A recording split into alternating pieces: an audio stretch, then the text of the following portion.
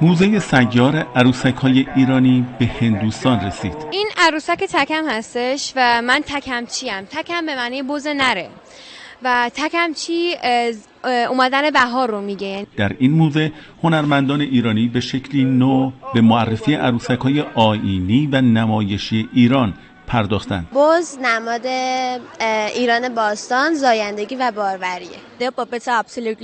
برنامه خیمه شب‌بازی و عروسک گردونی اونها بسیار عالیه. اونها بسیار مهربون و دوستانه رفتار میکنن. قصه هر عروسک به همراه نمایش‌ها، آداب و رسوم، باورها، بازی‌های آیینی، لالایی‌ها، افسانه‌ها و رقص‌های محلی مردم روستاها و مناطق مختلف کشورمان بازگو و اجرا شد.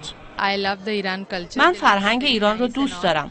با این نمایش‌ها ریشه‌ها و تغییرات فرهنگی خوب نمایش داده می‌شود و تبادل فرهنگ‌ها صورت می‌گیرد. این موزه علاوه بر حضور در جشنواره بین‌المللی رایان هند در موزه ملی این کشور نیز به نمایش گذاشته شد. علاوه بر دانش آموزان هندی، نوجوانانی از 20 کشور جهان از این موزه دیدن کردند. که عروسک‌های در حقیقت بیشتر خیمه شب‌بازی هستن، مبارک و اینها، و یه تعدادی عروسک‌هایی هستن که لباس اقوام ایرانی تنشونه، که ما اینا رو بیشتر برای این آوردیم که مردم با لباس اقوام ایرانی آشنا بشن. موزه سیار عروسک‌های ایرانی تاکنون در چندین جشنواره بین‌المللی در کشورهای مختلف حضور داشته است. در این موزه 100 عروسک بخش‌هایی از سنت، آیین و فرهنگ اقوام مختلف کشورمان را به نمایش گذاشتند.